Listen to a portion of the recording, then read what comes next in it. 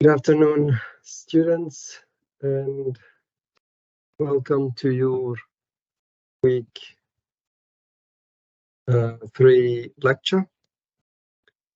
And it will be your first week talking about the structural dynamic properties. And as I said, you're going to go through the theories and applications and examples that will be assessed mainly during the final exam. And such information can help you work on your assessment 1 and 2 as well later. So all those different learning materials should complement the final outcome from the subject. So far we've gone through a general introduction. Then last week we've gone through the structural dynamic modeling, how it's managed by different packages, etc. That's in relation to our lectures, the online lectures. Then workshops, I've briefed you about your first assessments, and I start showing you the first steps to start developing that table, which most of you have submitted in a group, which I will open and discuss with you in the next workshop. Yeah, so now that's where we are.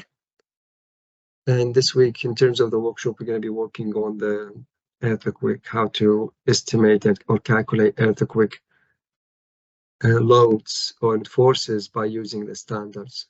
Is there any question anyone would like to ask before I start this topic? All students with me online are okay in terms of their grouping, or is there any issue? Sometimes I may think all the emails I received are kind of answered, but in case something not really, just resend me another email just to make sure that you all correctly grouped and on top of the subject. Any question?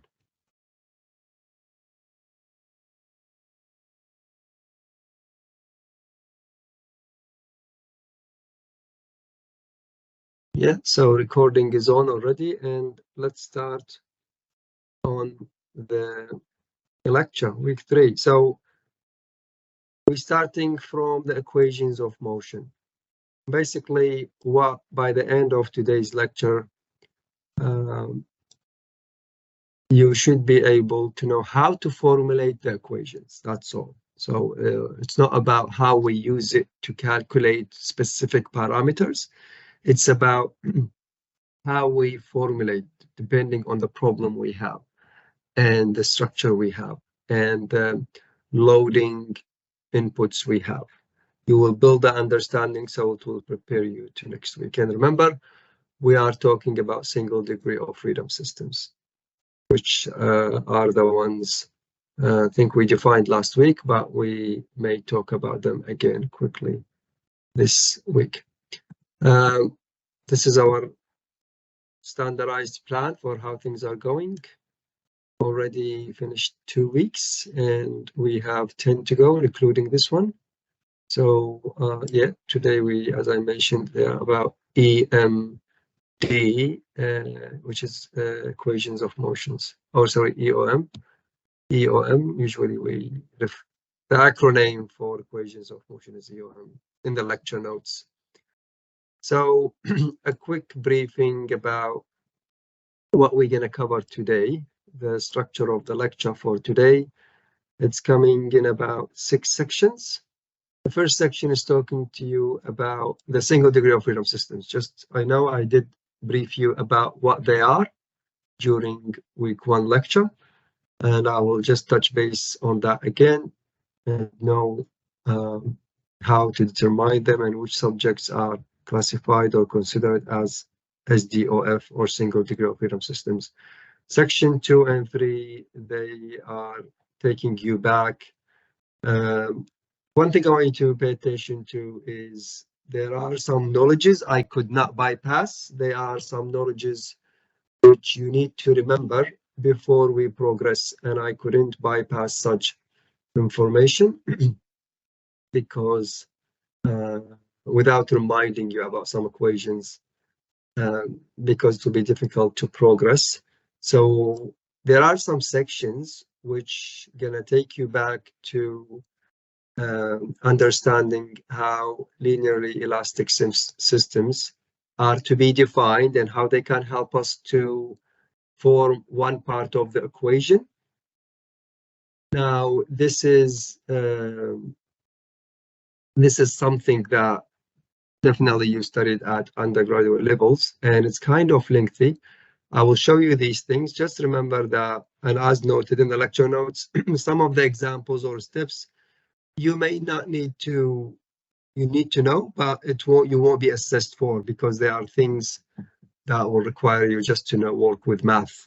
Okay, and I will be clear about these things as I go through the lecture notes. So whether today or in the future, in case there is some equations or how to formulate one of the parameters, I will brief you about them, but it's not something you would expect me to ask you in the final exam. Final exam will be similar to the examples we do together, similar to the workshop questions we do together. That's it, full stop. Okay. Now, after I go through so this part here basically will help us to remember how to calculate or how to define one part of the equations or one term, which is this one here. I will take you there. So the stiffness here, to determine the stiffness, is based on the force displacement relationship and also based on linear elastic systems. Section 4 talks about damping force. Damping force, it is the damping, it's there in the structure whether you like it or not, because it will come from the connection between the members, it will come from the micro cracks you have in the concrete, it will come from the joint between a steel beam and a steel column. You know, the cleats and bolts, they slip whatever during an earthquake excitation, and the friction between the plates where you connect things, that's effectively is considered as damping. So we will need to know about the damping, because that will help you to set up this part of the equation.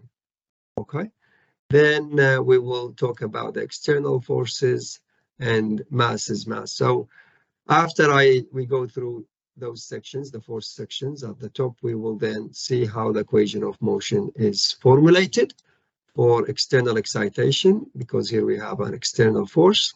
Then we're going to have a quick look about how the equation of motion can be formulated when we have earthquake, right? It will kind of be same in terms of shape, but the external load will be different, as you can see here.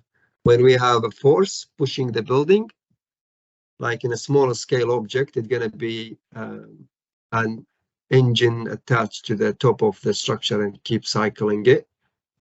That's where you can say there is external force. But earthquake is not external force. Earthquake comes from the ground and will shake the building because of the gravity and mass.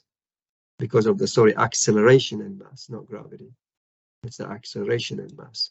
So it's the external parameter is different. And we're going to have a look to those. So this is the end of today's lecture. We're going to find out the determination of each of those parameters. In terms of this one, we all know that. This is basic. Some of the information are really basic. We all know force comes from mass multiplied by acceleration. So there are things you're going to quickly understand. So these are the key understanding points, is how to set up the correct equations for different structural systems. Now, these parameters like acceleration, speed, and displacement, they're always going to be there. But the question we're trying to set up here is setting the K, setting the C, and setting the external force. Depends on the situation we are in.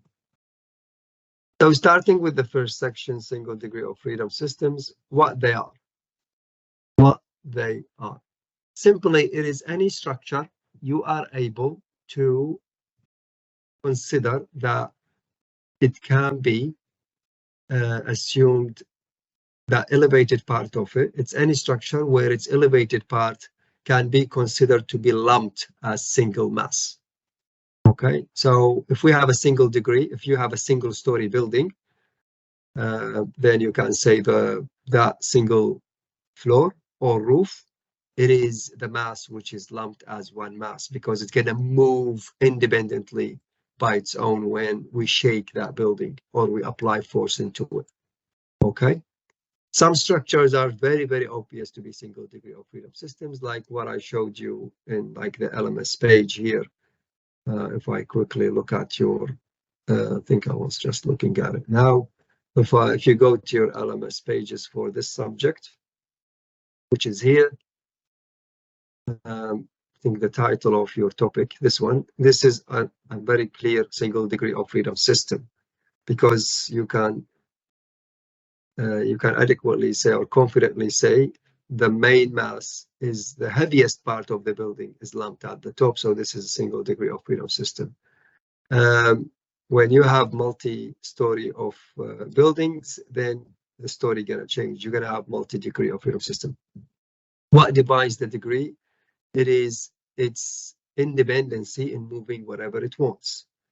Okay, its independency to move. That's what we're saying here. The number of independent displacements required to define the displacement position. Here we have only one mass which will force the building to go left or right. Okay, but if you have 2 degrees of freedom, like if you've got 2 stories, yeah, then here you're gonna have a mass, and this is the first floor, and this is the roof or second floor. And when you shake it, then this one does not need to go to, like if this one goes to the right, it may go to the right, but remember the lower floor may go to the left or right. So they are independent. Okay, so we call this as 2 degree of freedom system, which is not our topic for a couple of weeks. What we're talking about is a single degree of freedom system when you are adequately able to define this. So for buildings, usually it is single story building.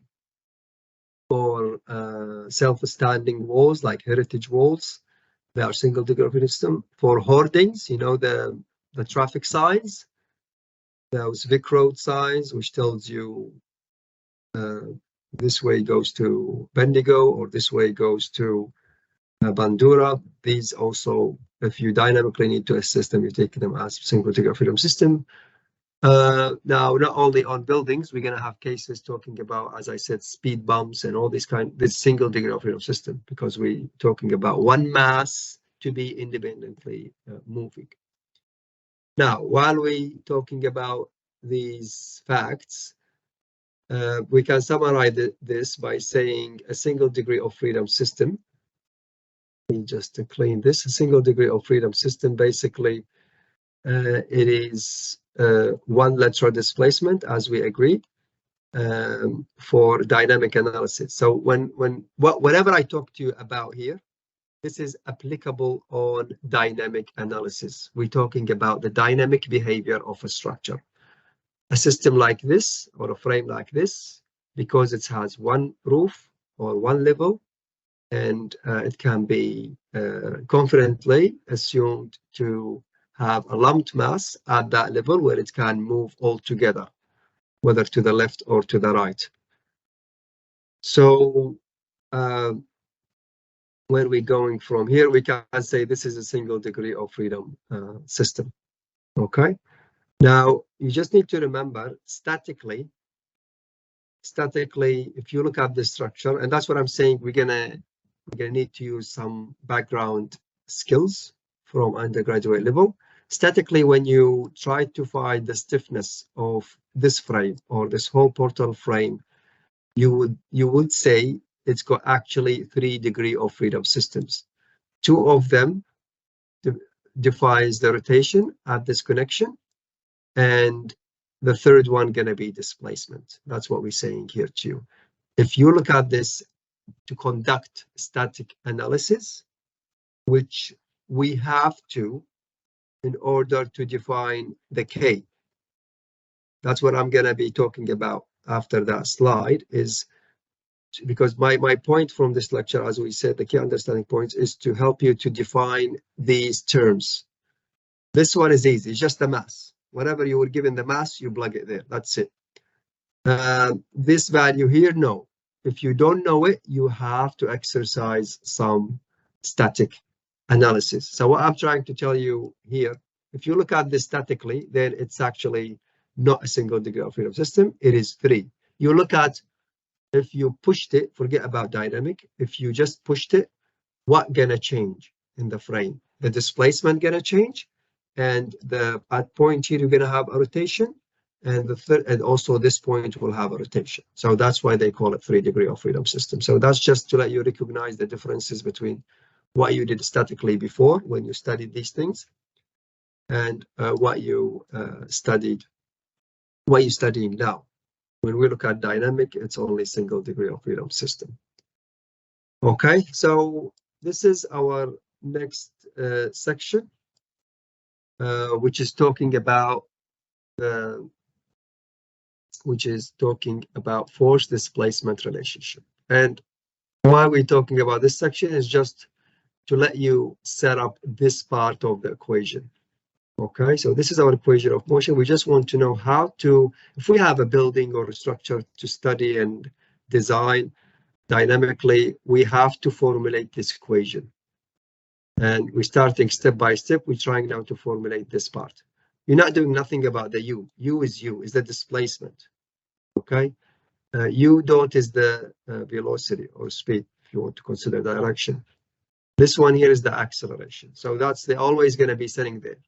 Okay, if we don't have damping, but I will say this later, but someone will say, sometimes I see the equations without this. Yes, if there is no damping, which I said in reality, it's always there. But if you have like a structure and you say, I don't want to consider damping, then you take this away. And your equation gonna be with the 2 terms in terms of resistances, but here is the applied force. Okay. Now, another way I would say it to you guys about this equation is to take this side as the resistance components and this side as the acting forces on the building. All right, so let's go through the steps that will help you to understand what the displacement relationship with force, okay? How the force and displacement are related, which you all know if you have a system like this, right? And you try to pull that frame to the right, what the columns will do effectively, they will resist you by a stiffness. That's where stiffness is coming from. You're gonna have resisting force. So this is the external force. We're calling it S. Remember, same value, because we're talking here static.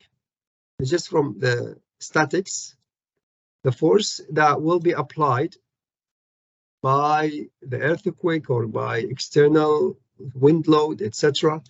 It should be resisted by the columns. Those columns, if you cut a section here, in order to make it static, because the buildings will not move, that's statically, they should not move. Okay, we will have resisting force equal to it, and that's what we're saying here. Is equal to the opposite to the external force. Then what this will mean, the external force will actually, we have 2 types. If that relationship was linear, then that relationship will be a line, which you all know. That's what, when you study the steel, you have this kind of curve, but if you let the steel go to yield, it will start flattening up, and that's the situation we have here. So what you see here, it is if the relationship between force and displacement was linear, then you can define this function as a line diagram. Okay. However, this case will be what we're going to be considering in our subject, just so that you know. However, in computer modeling and what RCB can do for us, sometimes we are able to tell the computers that the the material will actually get some sort of nonlinearity, and we're gonna define this curvature to it. Then they're gonna actually create this kind of loop in the system, which can give you much better results, because this will help you to even give you some damping. But this is beyond the scope of what we're doing. Now, the key thing you just want to understand here is the relationship. What I'm trying here to remind you about is the relationship between force and displacement is what? Stiffness. Okay, so that will take me to this equation here. How we calculate K? We calculate K after we know what's the relationship between the force and U. If we know this relationship, we can use, and as I said to you, most likely your system is going to be elastic, linear. And if you are in this case, then you can use the ratios and determine your K. Again, how do we determine K? Is by determining or finding the relationship between the force and the displacement. Now, if we have a bar, steel bar, if you remember at your university studies, if you have a steel bar, you're simply going to take the steel bar and put it in a machine and pull it and find this line. And after you find the line and the slope, you can determine K and happy thing. But here we're talking about buildings. Here we're talking about buildings. We can't go take the building and push it and then determine this, obviously. So what we do here is we have to use linear elastic system methods. There is a mathematical operation. You most likely, guys, studied it at university undergraduate levels. Like, you remember when you had indeterminate structures? Because here you have indeterminate structures, and then you're gonna, it's a 3 degree of freedom static problem. And you can, by defining the inertia for the columns and the inertia for the beams, and Young modulus for the beams, Young modulus for the columns, there is a mathematical operation by using linear systems, by using elastic systems method to really let you help you and find K. Like if I take you through this example, like this is that example showing the students how to find the K value for this portal frame. Okay, so the question here simply how to find the K value for this portal frame. If we want to do experimentally, we have to build the portal frame, push it with a force, record the force, record displacement, find the ratio. This is the stiffness. But in reality, we can't do this. It's just not achievable. So what we have, we can use math. And to use math, there is a process. I'm just going through them now. Like, see this example? This is just reminding you about it. Okay. And as I said to you guys, the process of these calculations next, which uses matrices and all this, it is not something you're going to be assessed for. It's just to make the story clear for you. So this was just an example which shows you how we end up. I'm just going to bounce through the slides. It just shows you how we can set and define K. All right, that's the end of the story. So today, as I said to you earlier, the point of the lecture is to let you understand how we formulate this equation of motion, because later on we're going to be applying things on it and find what we need to find and assess its dynamics. So we need to find usually to solve dynamic problems to find the displacement. I need to know if this building was hit by this type of earthquake or this type of wind load, how many millimeters is going to go left or right.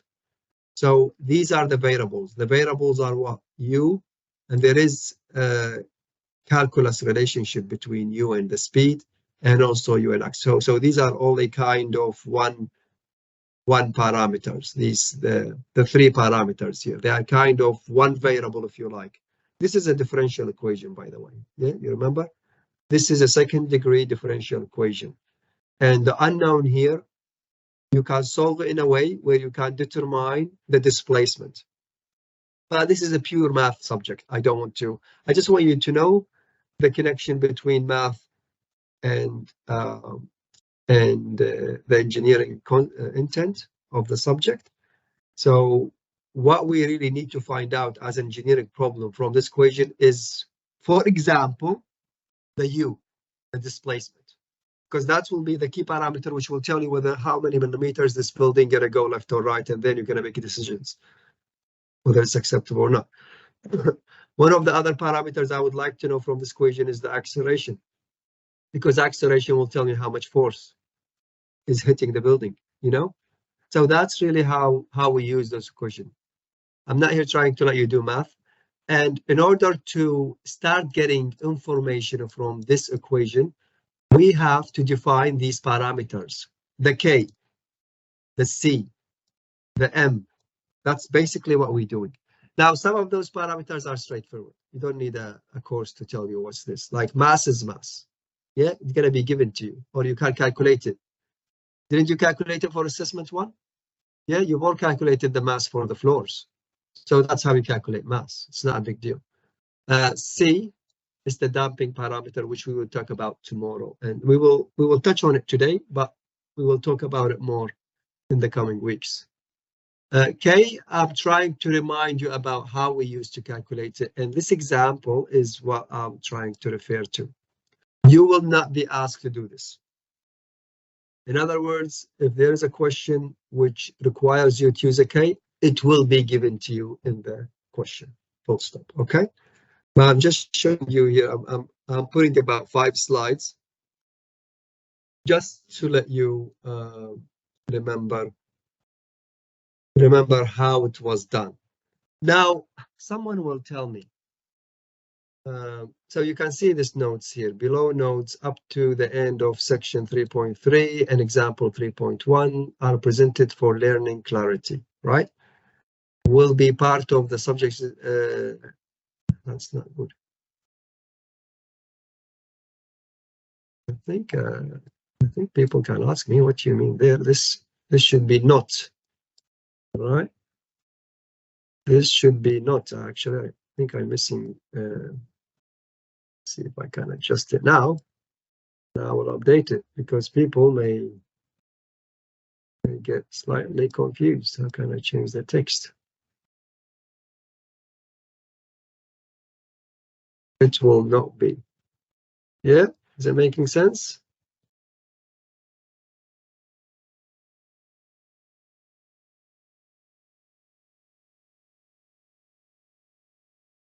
Yeah, so people who are with me online, they already should know what I'm talking about, but I will update this this note to your LMS. All right, so because simply what you're doing here, you have studied it in maybe 1 or 2 weeks back to engineering. So let me go through those slides quickly, but then I will tell you how engineers really does it, because someone gonna come now and tell me, is that really what engineers in a real job do? What about if I have 5-story building? Do I really need to do all this math? Okay, think about this question and let me know if you know the answer before we jump into the section 3.4. So while before I answer that question, how we do it in reality, definitely we won't be building a frame or building and pushing it, then fine. Using those equations, you're going to see how lengthy, you already seen how lengthy they are to do only one single frame. That's it. What about if we're doing 10-story building? What's going to happen? And remember, I want to find K. I'm not asking you to use a software. I mean, yes, you can use a software to find the dynamic properties like what you're doing in RCB, but I'm saying how practically you are able to find the K. Now, before we answer this question, let me just quickly brief you what these slides are saying. So basically, they're taking through the process of setting, talking about this term here, KU. KU basically is defining the stiffness force, the force which resists the pulling action on the frame, which is representing this one here. You know, this force, which is what the columns can resist. So if you try to pull a frame to the right, there is another force will resist you in doing that. So how is this calculated? It's basically calculated by multiplying K by U. okay, which you know all before. Now the question is how we can find K. That's what we are trying to determine analytically by using math. So the note here is telling you consider this frame. So it's telling you look at this frame, which has got all those properties around the height, the inertia of the columns are different than the inertia of the beams, and consider it will be displaced by a value U. And then what's next?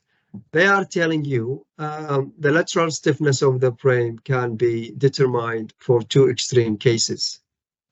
There are, you know, as per the, and that's what we're going to take you through later on. They're just telling you that the stiffness can be determined by this formula, okay, which we gave you also the short answer here, but you're going to see how this formula will be used and determined. So they're telling you which depends on the number of columns. If you've got 2 columns, then this is going to be the addition of added like 2 times of this. So it is 12e inertia of the column over the height cube. Okay, and then that means it can come back to come down to, because we have 2 columns here, we got 24. 2 times 12, 24. So this is the K. But remember, this is the extreme case. What does that mean? If you have the floor rigid, like it does not deflect. So this is the highest stiffness you can achieve. Imagine your floor is soft, like the EI is 0. Then they're saying the math that I'm going to show you next will tell us the K is actually 6, which is much, much lower than 24. Okay, about how many times? About, yeah, just if you divide 24 over 6, it will be a number of times. So it's much weaker, it's soft. Can someone tell me practically what type roof or floor is this in terms of material? And what type of roof or floor is this material? Like, can some people like tell me what does it mean infinity stiffness in real application, and what does it mean soft floor in real application? Any ideas?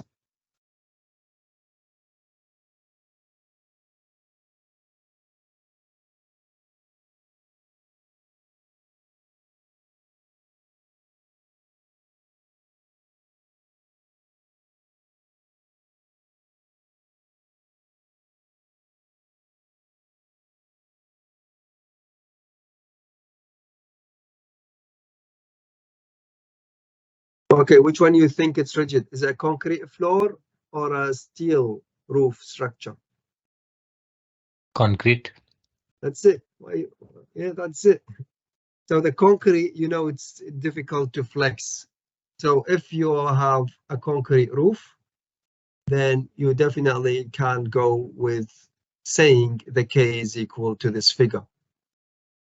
If your roof is timber or lightweight steel, you can assume you're working with this figure. Now, another one will ask me, how did you get this? Because here I simplified it for you. Here I straight away given you the formula, and you just needed to multiply by the number of columns. That's how they do. How you do it is as per these notes and examples, which, as I said, is just something, guys, you did at university level, but you're not asked to show me such skills in this subject. Okay, so these steps again is taking you through, because taking you through the process of determining this relationship. But someone will ask why we don't use this or that and that's it, because sometimes you want to find it more accurately, because you're not 100% if it's like what these slides are telling you. If it's infinity, is it super rigid? There's nothing super rigid, right? And if it's super flexible, there's nothing super. You don't want to use 6. You want to use a bit higher than 6. Yeah, to be more conservative. Okay. Then coming to the slide, this slide starts talking to you about the steps in determining the more exact equation to use to determine K, and that will be the end story for setting up this part here of the equation. So going through the steps, they saying lateral stiffness, which we're talking about, K of the frame is an indeterminate parameter. So, and the stiffness can be calculated by standard procedures here. Okay, it can be calculated by standard procedures, which is, that's what I'm referring to. It is static analysis, static structural analysis, which we did before. Now, that's the complication is for 3 degree of freedom system. We all agreed statically. We all agreed statically that this is actually a 3 degree of freedom system. That's what we just agreed about.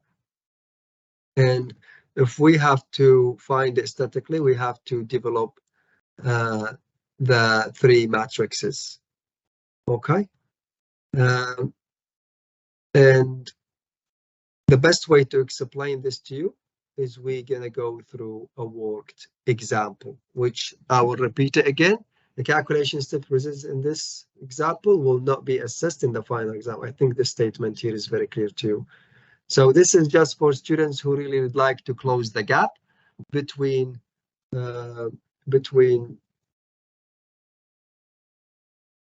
finding K and the ingredients of the frame. In the textbooks and the internet, whatever, there's a lot of formulas which will tell you what to do. But I just want to put an example for you if you like to look at it. But it's not something we can ask. I won't be giving you a frame and asking you to do all those steps. So first of all, to do the solutions, you have to define how many degrees of freedom we have in the system. And as I've briefed you before, we have 3. We had 3 degree of freedom system statically. We have 3 degree of freedom system because we're studying the static behavior of the frame. Dynamically, we have 1. Dynamically, it is a single degree of freedom system, full stop. All right.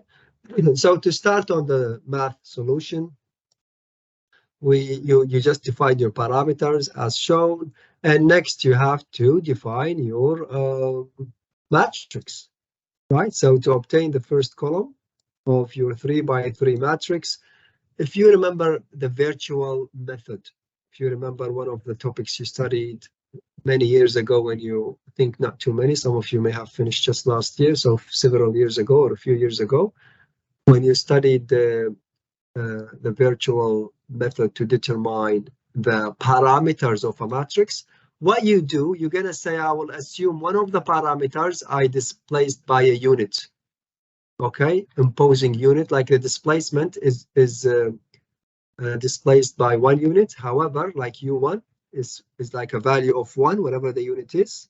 Like that's what we're saying here. We're assuming the frame will be pushed to the right by a unit. So U1 is 1, and the other units, the other parameters, which are the rotations here or there, they are actually 0. And then if you go through these assumptions, you will be able to find the first column of the equation. You can actually bring it from here because the parameters we want to define, you can see here 24 comes from these 2 parameters. Remember, so this parameter is actually here, but they took the EICH cube out of the matrix. So it's a pure math business. And the rotations, they are defined as you can see. So K21, K31, that just defines the location in the matrix. This is K21, it's here, right? K32, it's here. So guys, yeah, I'm spending a few minutes on this, but I won't expect you to do it. I will, yeah. Maybe when we get to week 11 and 10, we're gonna start about multi-degree of freedom system. We're gonna play with matrices. But we're gonna play with matrices there to solve dynamic problem. Here, I'm not solving dynamic problem. I just want you to remember how we use determine stiffness for a portal frame like that. So basically, we use a matrix, and that's what's happening. You're just gonna assume a situation and work out the parameters for the rest, and that's how you do the first column. You're going to repeat the same thing for column 2 and column 3. And that's what we're saying to you here. Okay. And through the process, there are stiffnesses you have to calculate to help you with columns 3 and 2. There are some charts and diagrams you have to use from textbooks. Okay, you have to use some textbooks from charts, but 100% this is not something you will be asked to show me in this subject. Okay, these are taken from the textbooks. They will help us to build or determine the parameters for columns 3 and 4. Now, this frame, for example, can be equivalent to the vertical one because you got rotation, rotation, and you can simply say the situation is here. These diagrams are taken from references, different textbook. Okay, and then that will help us to set up column number 2. You can go through these notes, but again, just for your own learning, but it's not something that you will be asked to do, like this example in particular. So let's say we got to the stage where we have determined all the columns for our matrix. Then we can develop our overall set for the matrices. You're going to have 3 equations from there. And each equation now will be used to determine our required parameter, which will then, the lateral stiffness of the frame can be determined. So that's the end of the solution, is finding K, because then we can use it where? Here. That's all. I'm telling you how theoretically it will work. You need to go look at your matrix, go to your mathematical skills. The equations you have here depends on formulating a matrix 3 by 3. If it's a 3 degree of freedom static system, then you're going to mathematically through like the virtual concepts, and that will lead you to defining K. Now, will I ask you to do this in a final exam? The answer is no. Our worked examples or workshop questions will never let you do these things. But I just want you to see how it really works. And the other important question I want you to try to answer with me is how engineers does it in real life. And especially if we have very fancy, like a bit more complicated frames, which is the architects are very good in doing it. So let's say I will plot it up here. If I have a frame like this, for example, this is, let's say it's just a 3-story, and it's even got a bit more complication. Let's say we have not only 2 stories, it's actually 2 bays, a frame like this. See how you've got some sort of slope here, and you've got maybe 2-story here, and you've got 2 bay. Maybe you have another one like this, another bay. So this is your portal frame. All right, and you have again a pin connection here. Say you've got pin connection, pin connection, pin connection, pin connection, and this is your frame. This is your frame. But I'm asking you guys here, how, like with all your engineering skills you had, whether in industry or university, how you can define K for me? Like I don't want you to design it and find for me earthquake and all those very, very last questions which we're gonna do with RCB software. No, I want you. Do you think there is a simple way to find K without really formula? Because it's too complicated to do all these kind of matrices and mathematical. We teach this at university and school to let students feel how theory starts developing the solutions. But if I have a real building, I will look at because I've designed this building, but before I design it and give it to the builder to build, I have to check its dynamic properties and do what I'm teaching you in the subject. So I will know what type of steel column I have here and there, and a steel maybe column here. And I'm sure this will be, yeah, a nice sloped elevation the architect wants. So I'll frame it with the steel, and this is a steel. Then my green floors are concrete. Yeah. So that's all this. I spent about 6 months designing all those things. and the roof is also concrete roof. Yeah, so the green are concrete and the vertical blues are steel. For some reason, I want to find the stiffness of the building. Okay, because I want to do specific dynamic examination on it. How? How to do it?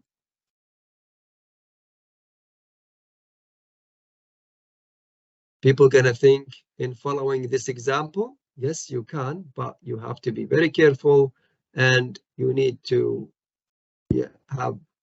You're gonna have. I mean, here you're gonna have a lot of matrices anyway. Maybe it's gonna be 8 by 8 or something like this. Can I use RCB to do this? Yes, you can, but I'm telling you, I just want the K, how to find the K, whether from RCB or something else, how? Any idea?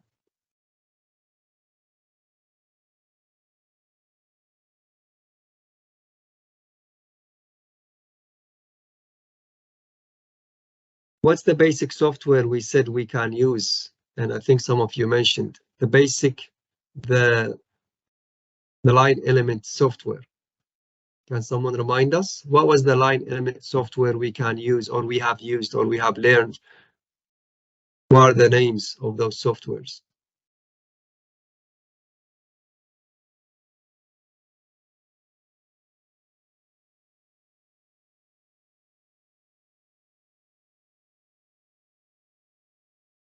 Give it a try. You forgot the names or what? I think some of you told me he's using something. Last week, someone mentioned names. The softwares where we use to model and analyze line elements.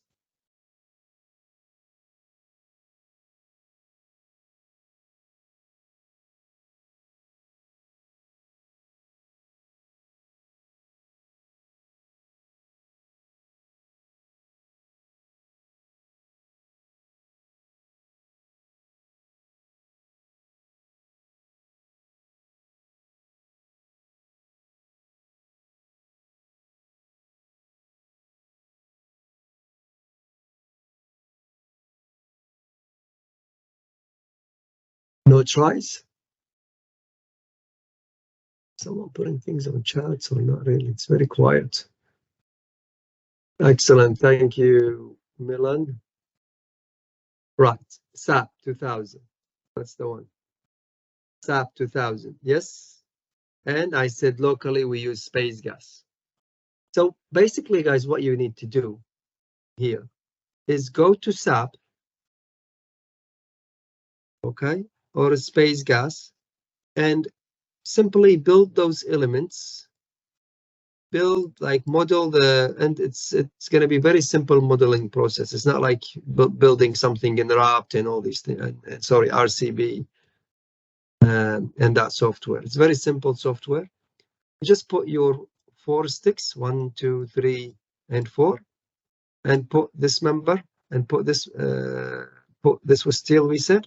Yeah, so you put the steel element, put your horizontal members as concrete material as well. Define this as concrete, as we discussed. Give space gas or SAP a correct. Yeah, I think Siri is getting there. So you just build this and just assign the right material, assign the right engineering properties in SAP. Correctly define the footings. If it's pin, make it pin, and most likely I would put it pin because this is like a big portal frame. Yeah, and then push it with a force. Just push it with a force. That's it. Just put a force here. Make it 1,000 kilonewtons. Make it 10 kilonewtons. Make it 20. It doesn't matter. Just push it with a force. Then click Start Analysis. Then, when analysis is done, it will show you a very nice chart and will give you how much the building has swayed, right? It will tell you how many millimeters the building swayed. And then simply how to find K, just as per this equation here. You have the force because you've already put the force. Yeah, so K simply can be calculated by dividing the force you put, the 1,000 kilonewton or 10 or whatever, over the displacement you've calculated. That's it. It will give you the stiffness. So see how simple it is. It's not a big. You don't need to do all those, because all those equations are already done in the software. You don't need to do them. So guys, I just wanted to throw the theory on you, and then really what engineers do outside. Don't expect them they're gonna go through 55 or 30 pages of math calculations, because when you hired or bought a SAP, you paid for it. So the equations are inside there already. You just can use it to give you an estimation for K. After you know the K value, here we go. You can use it here. That's it. Okay. So that's just for your understanding. Maybe, yeah, dynamics, the people look at it sometimes and think it's really a lot of equations there. But always think about practicality. What does it really mean? And that's the story behind. So up to this slide, just let me delete this frame now. Up to this slide here, basically the message I wanted you to know is, first of all, this is the equation of motion. I just want you to be well introduced to it.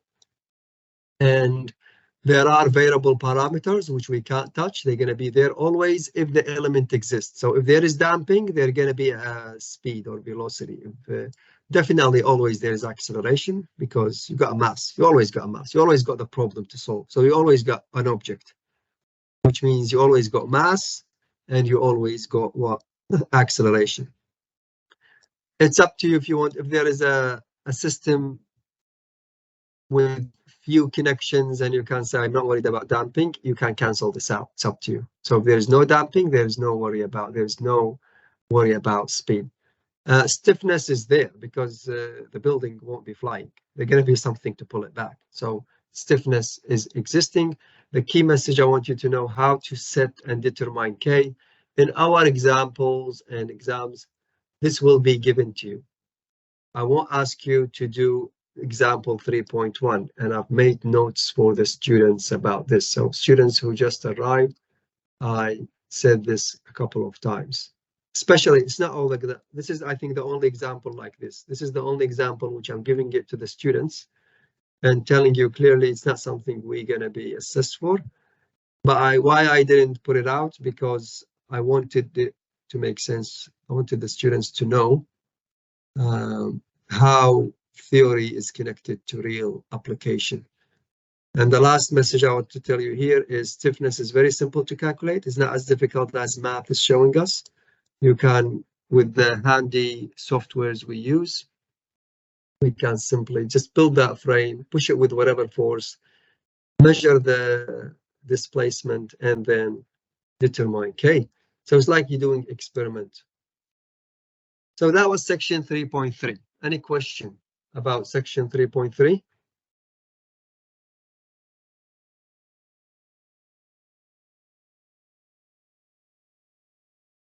Okay, now the next section here, we're talking about damping.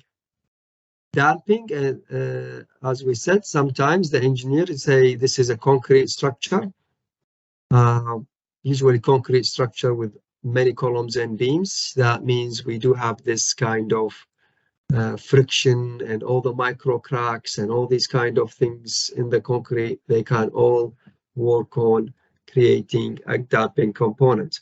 On the other side, there are structures, like especially in high seismic regions, they have structures with a decent damping elements, like these things. Let me jump a few slides. Yeah, these are decent defined damping elements. You don't see them in many buildings, especially in regions like Melbourne or in moderate to low seismic regions. However, in some tall buildings, they will use the cheapest damping opportunities, like these ones here. These are friction dampers. We will talk about them. These are cheap. Some people think these are just bracing elements, but no, the way they connect things here, they're actually creating a damping mechanism. All right. These guys here, they used in more decent high seismic regions. So what I'm trying to say is, when you have these devices in your building, that means you have purely define the damping component. So your C will be there. That means this part, you see this part of the equation, will be active and running in your equation. So you have to consider it. Okay. As I said, like there are some structures where you can ignore damping because it's not really. Now let's see theory. What does damping do? Damping, definitely, which you all know, if you are exciting a building with a displacement, the damping will diminish the vibration and take it to static. So it's a good thing to have always. Yeah, but it comes with cost. Having those devices are very expensive. Yeah, so damping basically takes away the vibration. And what you need to know, we will talk about damping, guys, next week slowly. I think most of next week, we're going to talk about the equations which formulate each side. For now, what I want you to understand, damping can be dissipated by various mechanisms, okay? And which I mentioned to you. They can come from the joints between the framing elements. It can come from the micro cracks in the concrete, or it can be determined or defined by specifically designed devices, like the one I showed you before. Now, this diagram, someone may ask me, why we have 3 types of curves? We will talk about these types in another week. For now, I will just tell you damping's got 3 types. One of them is where the building gonna be actually vibrating for a few cycles or several cycles until it goes to until it takes away the vibration. And other systems which the damping can go in one hit. So as soon as you disturb the building and take away the action, it will get straight away damped and static. These kind, there's someone is called critical damping or over damped. This kind or this type of damping is not kind of applicable for buildings because you can't design a building where it's going to be straight away. It's just too expensive. Maybe mechanical engineers, when they work with vibrations, and they will aim for such response, but it's not achievable economically by buildings, and no building can really. When an earthquake comes, it will stay static. You're gonna need a building made out without space, like full of concrete or steel, and still you're gonna always have a stick moving. So buildings usually follow this trend. That's just for you, like a quick intro to these 3 curves. But next week, we're going to look to the math behind it and the theories behind them a bit more next week. So, but for you, you just need to know damping will be active in our equation if it exists. And as I said to you, this paragraph here just to summarize what I said. Damping will be in the equation due to the internal frictions or micro cracks we have in the concrete, etc., etc. In terms of its mathematical formulation in this equation, it's just same concept of stiffness that we did just before here about stiffness. If there is a damper in the system, which simulates or model the friction or connections or an actual device, then when you have a damper and you apply the force, then the damper will resist that force. So if you cut a section here, this is a free body diagram of the section. That's where you apply the damping force, and then the damper, that's where you apply the external force, right? The damper will resist it by a damping force. And math, so does the damping can also be a linear relationship between what this velocity and the damping force. So so if you remember what we had for stiffness was the relationship between force and displacement.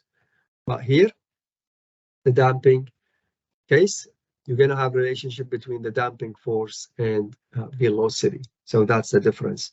And who's relating these 2 guys together? It is the C value. C is the damping constant, which we will know about next week more. Okay, so for now, this is stiffness. This is a damping constant. C is the damping constant. K is the stiffness, and M is the mass, as you all know. Okay, so that's really the story. If you have a frame and there is a force acting on your frame, and in your frame you had a damping device, then definitely you need to consider you have a damping force.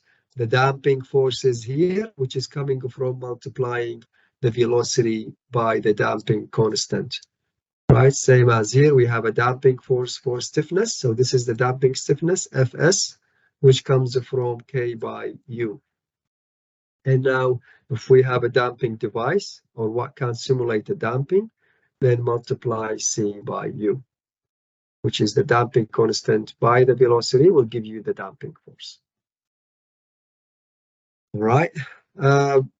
And these notes basically just reconfirm what I was talking to you. So you can see the green text, the steel connections, opening and closing micro cracks. Even if you don't have a damping device, like I gave you a figure, usually in most of the buildings in Melbourne, there is a 5% damping ratio.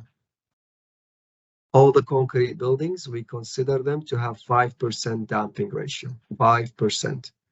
Okay, that 5%, someone will ask me how it's used next week. We're going to show you what does this means, because that damping percentage or damping ratio, there's a relationship between damping ratio and C, which is the damping constant.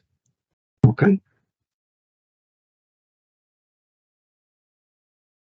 All right, so, and as I said to you, it's typically considered to have linear viscous damper relationship. So there is linear relationship between the speed or velocity and the damping force. Okay, these are the images and examples we are talking about, or we talked about. And I think this slide is just confirming, just reconfirming what I'm talking about. So basically, this character represents the velocity of the system. So how fast that mass, we're talking about single degree of freedom system. How fast this mass is going left or right. It is the velocity here, and C is the damping constant, which I think it should be defined in the next slide.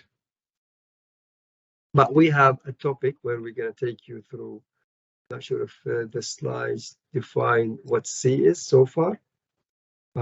Next week, we're going to pose more at damping system. So yeah, I think at the stage, we don't want you to worry about the details of the damping constant and how it's related to the damping ratio, because that will be the topic of next week. For next week. Now, what else? The key thing you need to learn is if you have damping, right, how it's going to sit in your equation. That's all you need to know for this week. And yeah, you've understood enough. What does it mean, damping? When you're going to consider is there, and that's it. So I think that's section 3.4, which was about damping force. Now, I think this section is talking about the entire equation of motion.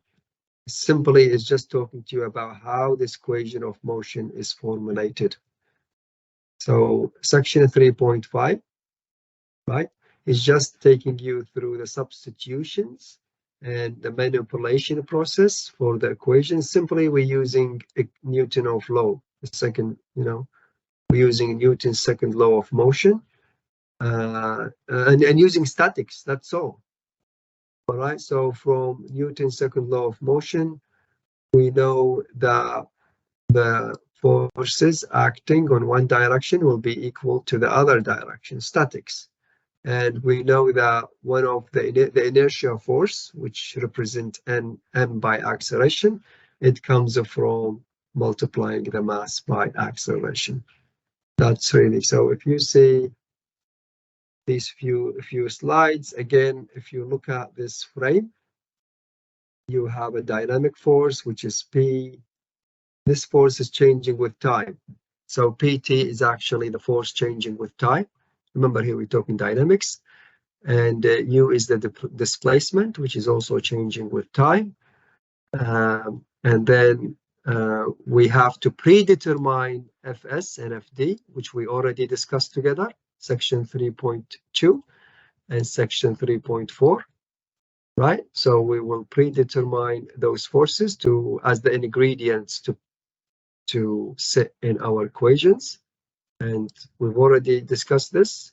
If you got damping, that's how the equation, the free body diagram will look for the system for a single degree of freedom system. And if you have stiffness, same thing. So here is the stiffness from the columns, and here is the damping from the damper device. On the other side, we have inertia. The inertia comes from what? From the mass. You know, whenever we move a mass with acceleration, it will result in reversed inertia force. Remember, if you stand in a tram or a bus, you're just standing straight up. When the bus suddenly moves, what's going to happen to you? You're going to be pushed backwards.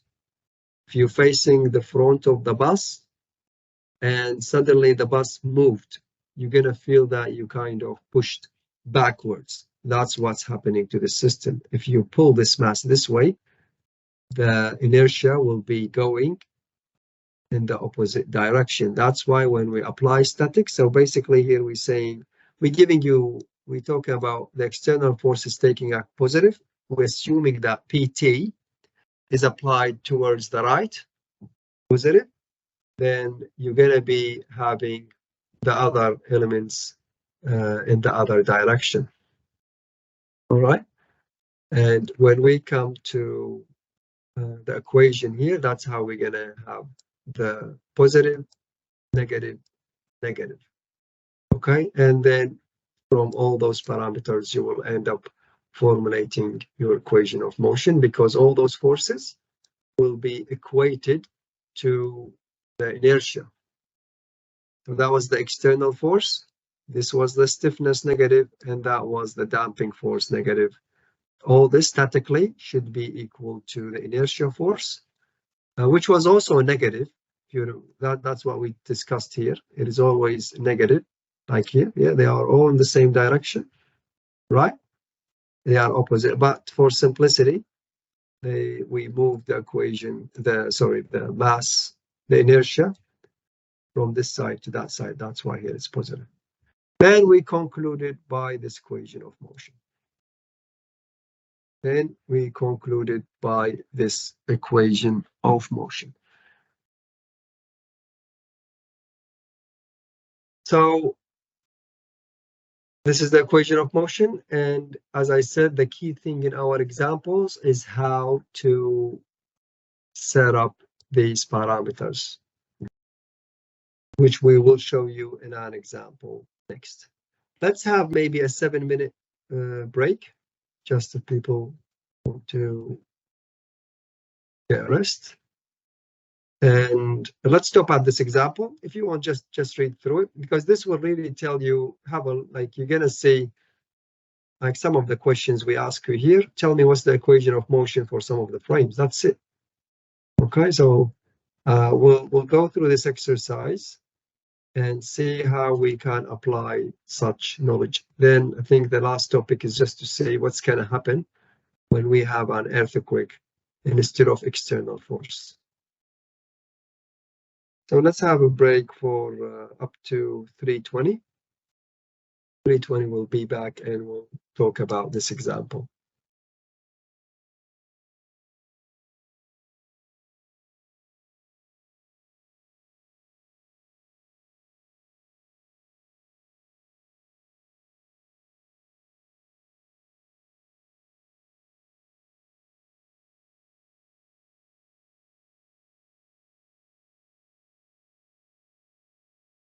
Okay, 3:20, and let's move on. So anyone understand what we're looking at here? Anyone? Can someone just explain to us what we are looking at? Yeah, so it is a small one-story building, obviously with the roof trusses. All the dimensions that you may need They are set up for you as shown. And what else? So this is a plan view, right? This is looking from the sky. I just gave you the north because we're going to be talking about directions. Steel column, steel column, steel column, steel column, and these are the trusses or beams around. The question have given you what the weight of the structure can be idealized as a pressure, a kPa, which is about 1.5 or 1.46 lumped kPa meter square. So it's per the dimension. So we're gonna work out the mass. Okay. The horizontal bracing is at the bottom chord. Okay.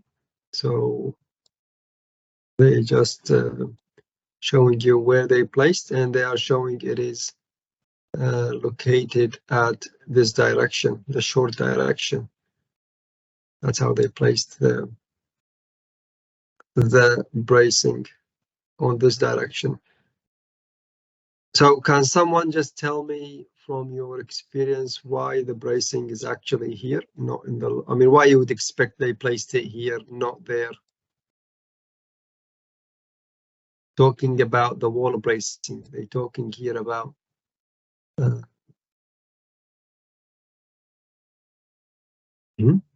I'm talking about the vertical bracing. Why they are placing it in the short direction, not in the long direction? Any idea?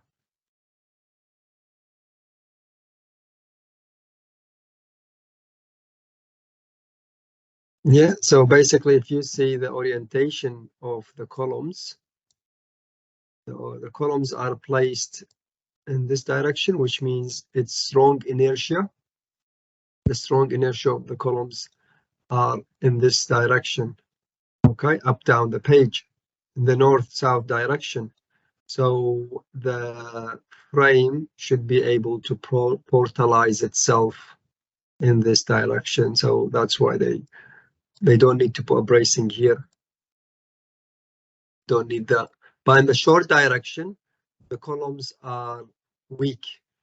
The columns are easier to flex, so the easier to, if I look to this view, the columns are in their weak direction, so they are easier to flex in this elevation.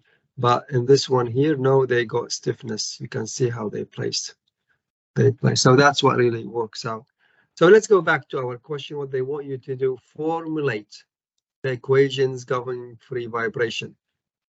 That's kind of the key starting use for the equations of motions we're talking about this week. Is I just want you at this stage, week 3, just to know how to formulate the equations governing the free vibrations, because later on, when you know how to set up the equations, you will be able to set up the equations.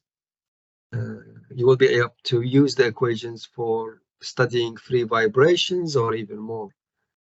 They want you to do that for the north-south direction. So in this direction, that's the number A.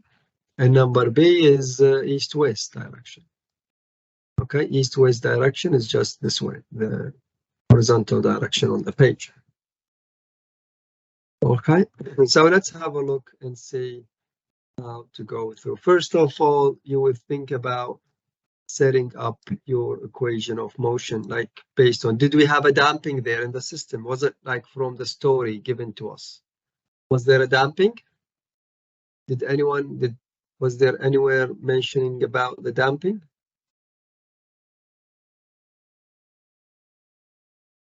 No. Yeah, that's it. So I did not write it there. It's not written in the equation. We only from reading the questions, you're able to say there is a mass. There is always a mass. Otherwise, we're not talking about something.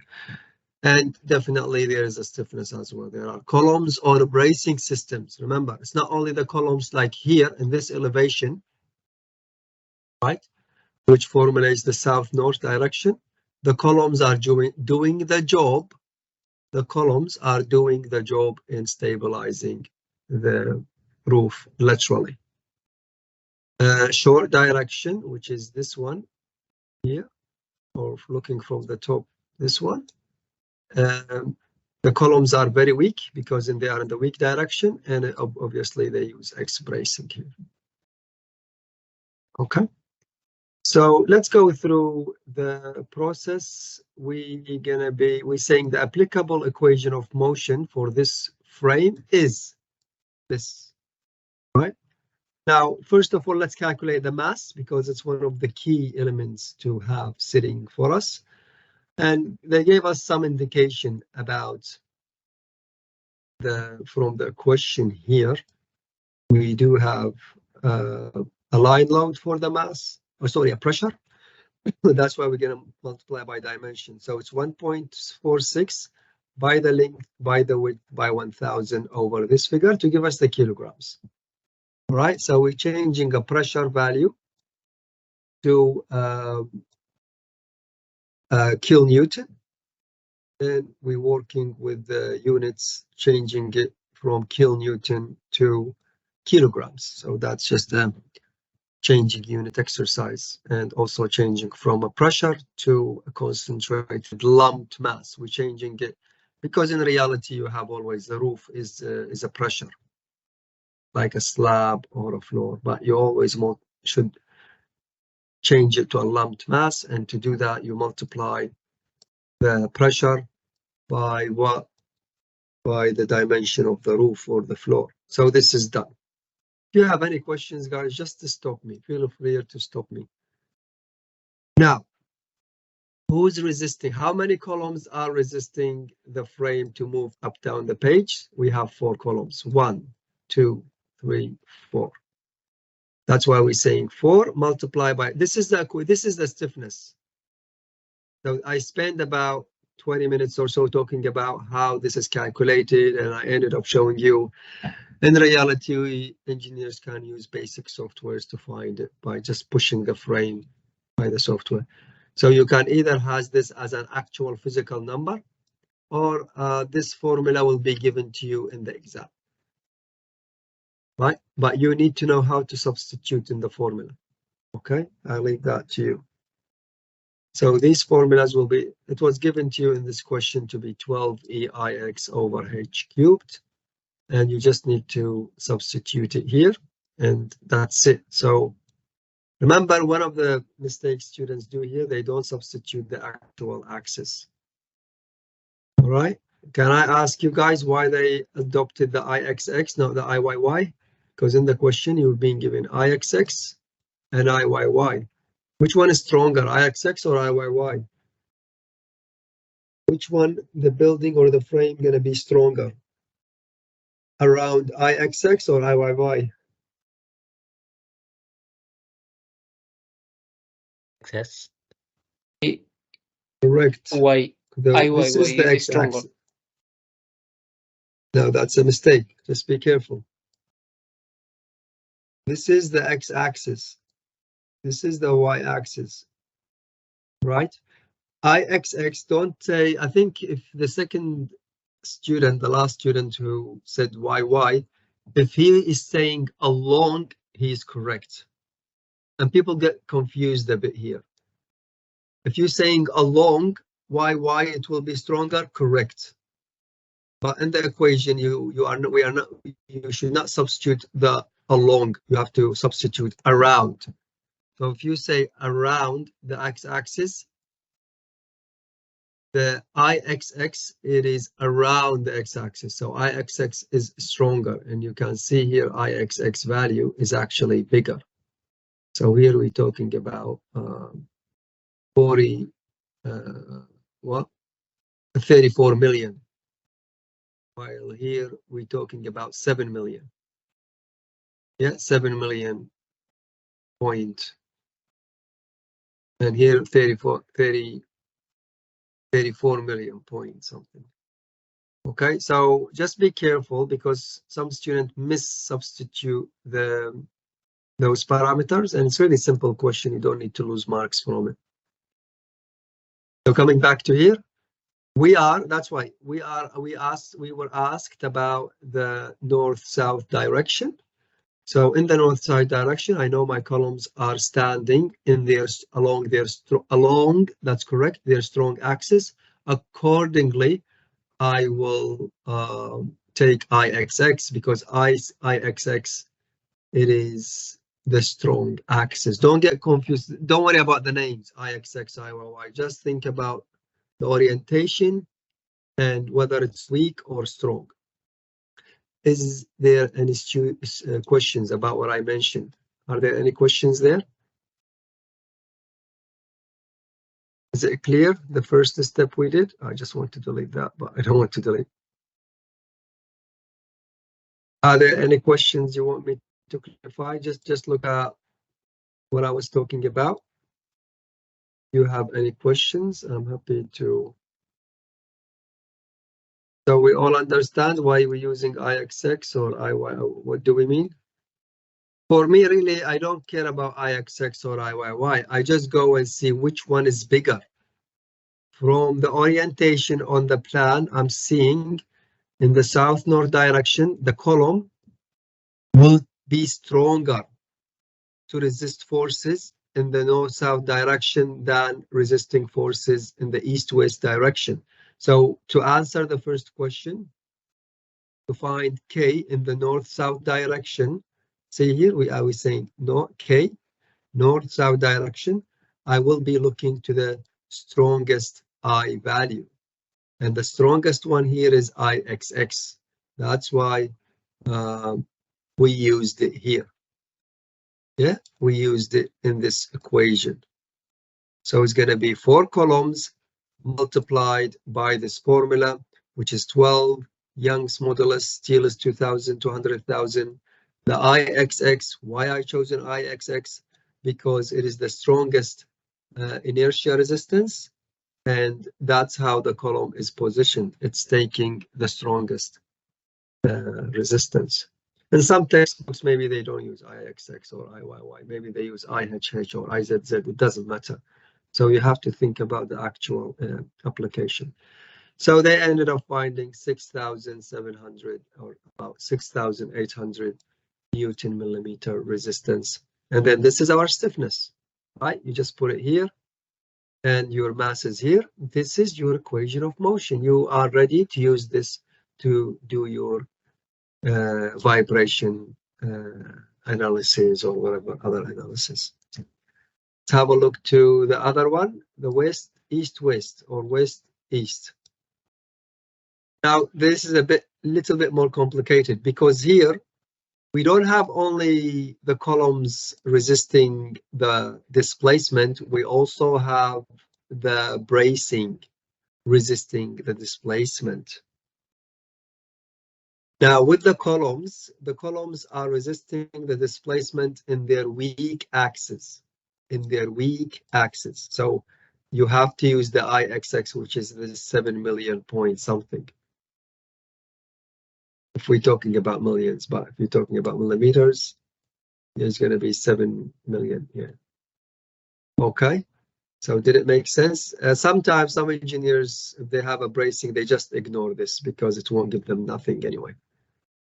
All right, but in the calculations, I trust I think that's what we said to you here. In our solution, we only considered the brace, but we said you can also add small stiffness value from IXX, sorry, from IYY, because it's the weakest axis, if you want. So let's go and have a look what we did. It's all about trigonometries and math process really from here, because one of the helping diagrams that can help you, you just need to look at this diagram to show you how to relate the force along, because usually from, again, mechanics of solids, there is a way to relate the properties of the member with a force force P, which is along the member. If you remember from mechanics of solids, if you pull the steel, there's a relationship, a strain and force relationship between the force and the material of the bar. And how to determine, the question is how I can determine this force. You have to use trigonometry. to relate this force with the axial force. So the P is the axial force and F is the horizontal force, because that's how the resistance is coming to your system. It's coming horizontally. Now, this is coming from also mechanics of solids. It is actually the actual displacement along the bar, which is important for us. Now, U, it is the displacement we see horizontally. So we use math and trigonometry to relate these together by using the sine. That's what we showed you in our solution. So we set up the area is the area of the road, which is given to you. So the area of the road, which is used in the bracing, it's already, the diameter is here, 25.4 millimeters. And Young's modulus is given to us. And what's the axial displacement of the road? It is as shown in detail D, which is this distance here. Okay, this is the axial, because when you're going to be moving this way, you're actually elongating this bracing element. Okay, so we can set up a stiffness force formula. You simply, well, the stiffness force comes from force by cos theta, which is a geometrical relationship between this component and that component, and you have the angle there. Then we just define the formula here. On the other side, we can say the force is equal to the K brace, which is the stiffness we're trying to calculate, by the displacement. That's the formula we talked about today. The resisting force can come from stiffness multiplied by displacement. So here we had two equations. This is equation A and equation B. Equation B from statics, equation A from geometry, from trigonometries. We can also from trigonometries, right? We can say U can be related to dynamically can be related to the axial displacement by using the angle. So this is the horizontal displacement, comes from dividing the axial displacement over cos the angle. And we just rearrange the formula and substituting into equation 1. So equation 1 was this. I think I bypassed this line. I didn't talk about this. This again comes from mechanics of solids. All right, so formulas like this, just to let you know, guys, it is not an open book. But I will confirm that in the final exam, you will be allowed to bring a sheet, a 2-page sheet, and you will be allowed to write formulas you can't memorize. And some of them can be like this, or this, sometimes it will be given to you in the test. All right, so this comes up from, if you remember, mechanics of solids, where you relate the force to the area, Young's modulus, and the length of the member, and the elongation of the member, if you remember. The length of the member is here, it's just whatever it was, so you can calculate it from this shape, because you have the width and the height. Right. So yeah, it's a bit more complicated than the north-south direction, because we have the bracing member. But eventually we end up finding the K brace value, okay, which comes from substituting this relationship into 1 with A and B. So we take those equations and we take this one and substituting them all in equation 1, which will eventually give you a definition for the K brace, which we are after. Okay, now how to find the cos theta is just, again, geometry from trigonometries. Right? We know the area of the road. This is good. This is just a static constant value, E to 100,000. And because we have 2 columns, like 2 sides with such bracing, so it's just don't get confused. When we say 2, it's not this one and that one, because we have this on both sides. So there's 1 here and 1 there. Like there is an X brace here and another X brace there, because this will be under compression. It's not under tension. So when the force goes this way, we have this is helping. When the force goes this way, we have this is helping. All right. And we have this cross bracing on both sides. So eventually we're going to say 2K brace, and then by substituting into this relationship, we will end up multiplying it by 2. You end up determining 24,000. Obviously, comparing it with the first one, it's much, much stronger, which we need. If you go and find the IYY value, can add another 4 columns, it's going to be very small addition. No, won't really give you much. Okay, so this is just an example to show you what you need to prepare, how you need to prepare for yourself to know such skill and what you need to do. And such equations can be used later on. But as I said, the key question here as a dynamic problem, it is, remember here, we're just preparing the parameters. We didn't do dynamics yet. Dynamic means it's coming in the coming weeks, where we're going to be finding the U value coming from particular external load on our frame, or acceleration or velocity if we have a damping system. So that's really how it's working. But for today, I just want you to know how to establish the equations of motions based on the framing of the structure. Is there any question before we finish the last? Just look at the guys, the lines, go step by step. And if you think you have yet nothing really to ask, that will be, you're going to be on top of the workshop questions. So workshop questions going to be in line with this example. And if there is a question that will come from such topic, again, it will be in line with such questions.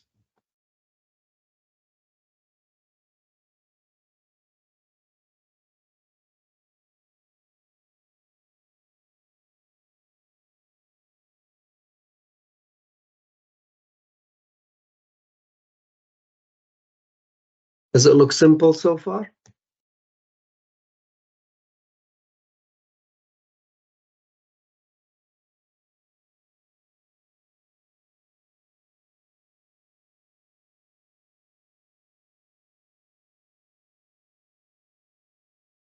So yeah, just pay attention to the orientation of the columns. Because if things are reversed, the whole story will change. If we just change the orientation of those columns.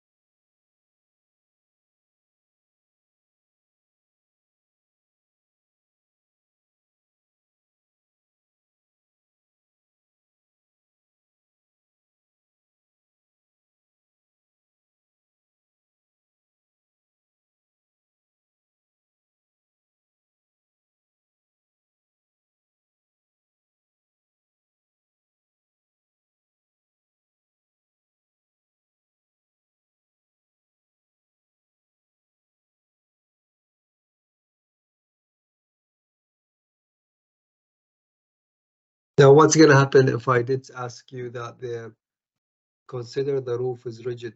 What do you think going to happen? Consider the roof is actually rigid. Can you go through the lecture notes and tell me if the roof is perfectly rigid, is just very thick concrete slab? Can someone roughly or tell me how much this is going to be increased?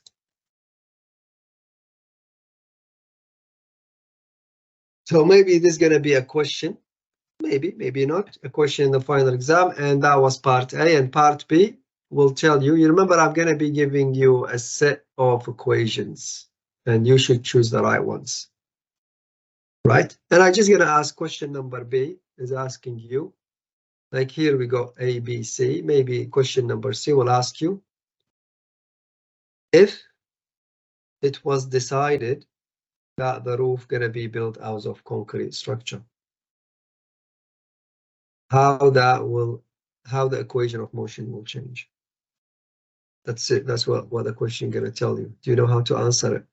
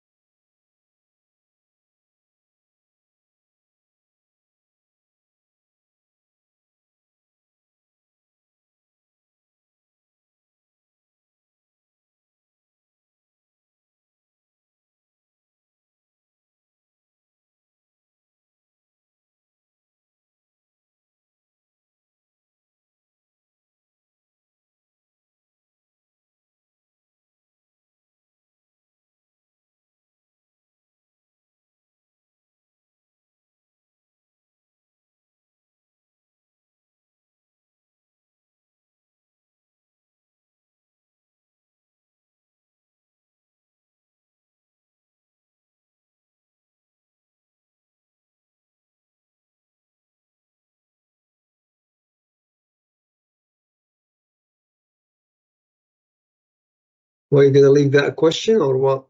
Nobody wants to try to answer it?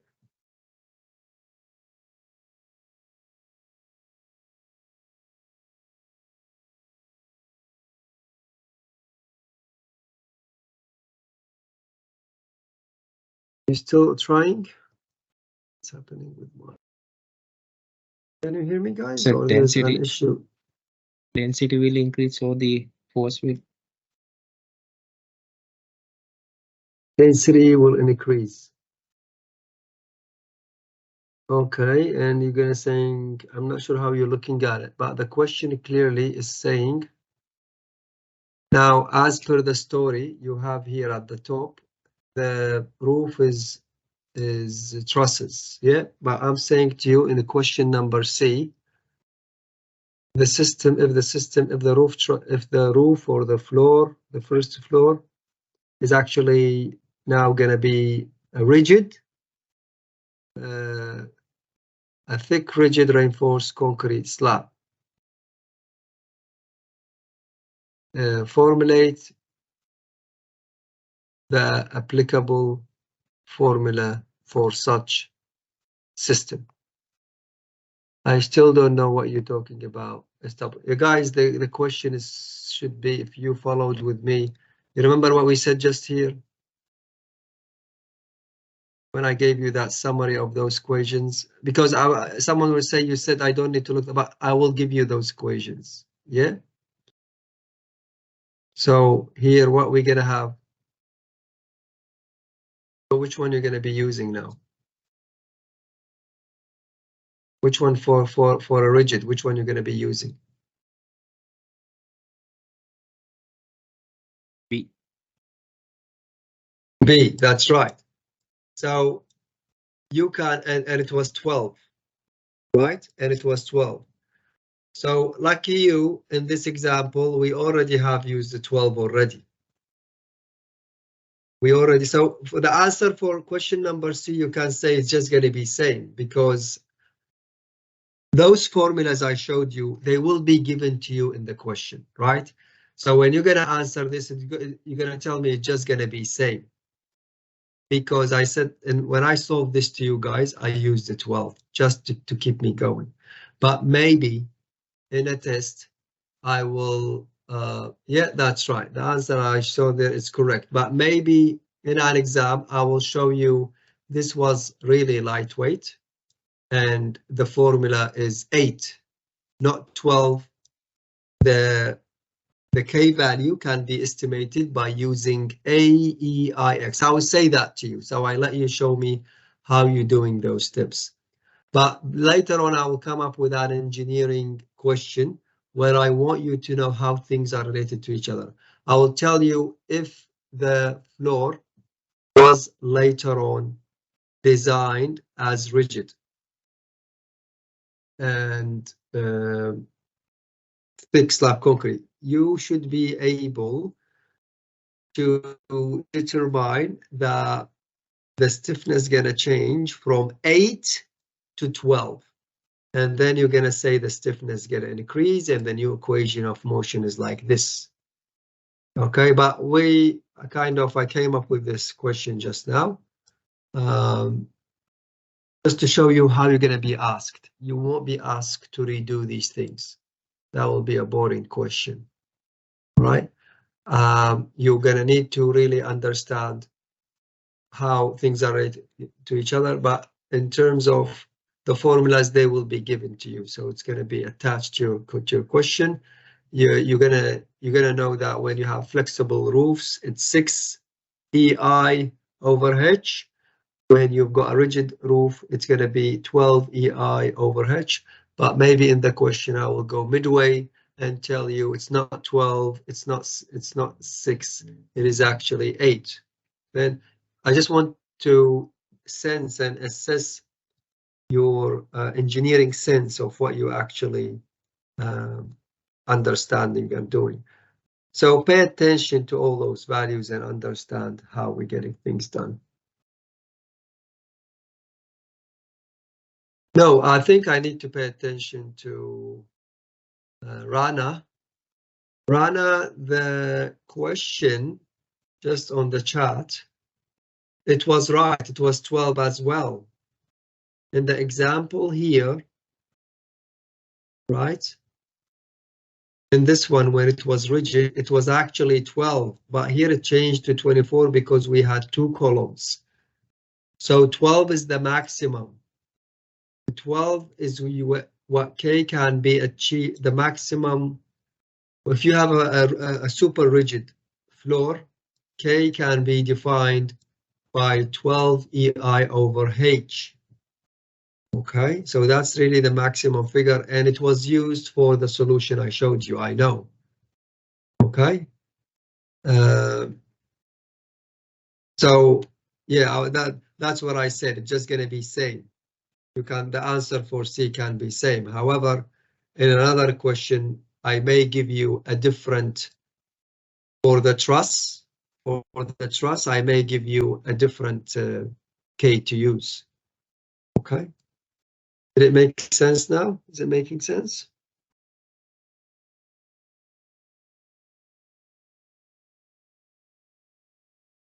Yeah, I just want you to when you read a question, don't just aim to memorize it and that's it. Just try to look at it from different views, because that's what you may experience in an exam or a test.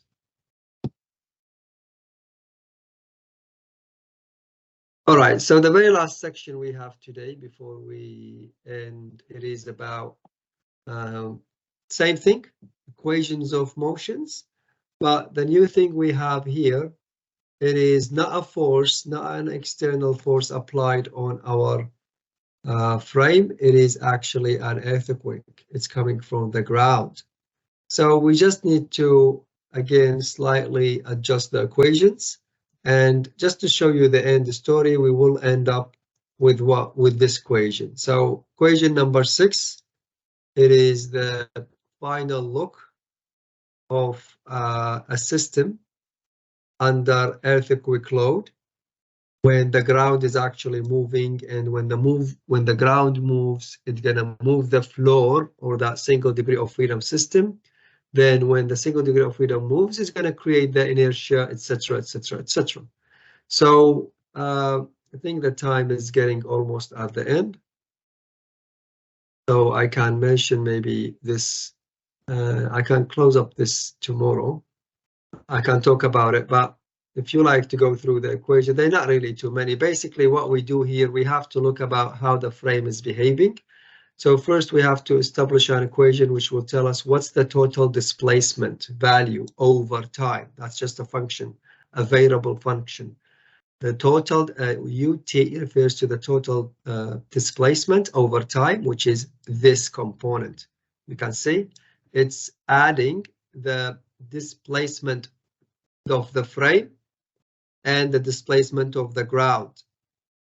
Okay, so this component is actually happening because the whole ground is moving.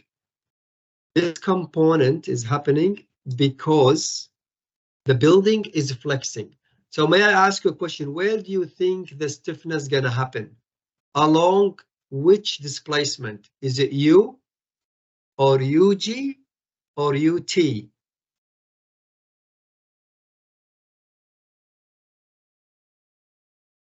Again, you remember the stiffness force, the SF, the stiffness force?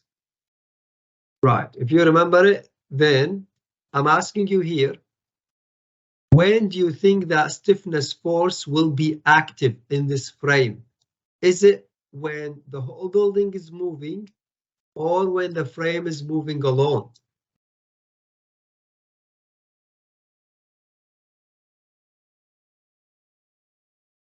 All building moving along. Correct. Sorry, say that again. All building, entire building moving around. Correct, correct. So what I'm trying, yeah, I think the way you, so what's happening is the overall displacement got two components. How many millimeters or, millimeters or centimeters the ground moved. Then once the ground moves, it's gonna stop because that, that's how the force from the ground comes, like earthquake goes and comes back. Then while this happens, the building will actually get stretched and move even forward. So this component is where the stresses and damping will take place. So that's really the key difference between what we did before and what's happening here. Before, all the displacement was actually causing Fs and Fd to be active, to resist and develop the equation of motion. But now we have only part of it, which is the U part, which gonna change slightly the equation. So starting from here, I think that's what explained to you here. And this is what's highlighted to you here. It's telling you all those resisting force, whether from damping or stiffness, they are actually coming from U alone, not the total, not the ground. Because it's like in the bus. When the bus is moving, imagine you're sitting in the airplane or the bus while it's moving, you don't feel any force. But when the bus stops or the bus moves, you're gonna have this kind of additional stiffness actions. So, that's what kind of summarizing. You can see when we calculated here the SF or FD, you can see only the U is used, and we're not using the UT. We are not using the UG. UT is the total, UG is the ground. So we have kind of separated them, right?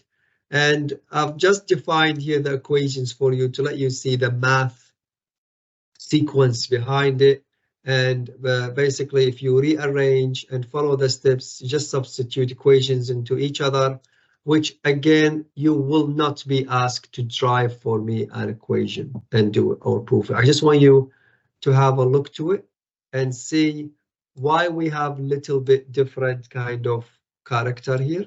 It's kind of same, all this is the same as before straight away, but the difference here is we got negative mass by ground acceleration.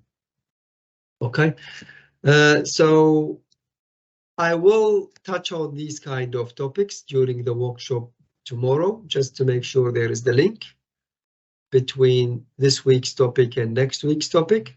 But for the workshop, we're gonna spend 1 hour in talking about examples similar to this one, and the second half will talk about your projects. Okay, so it is 4 o'clock. Let's stop it here. I'll stop recording and we end our lecture.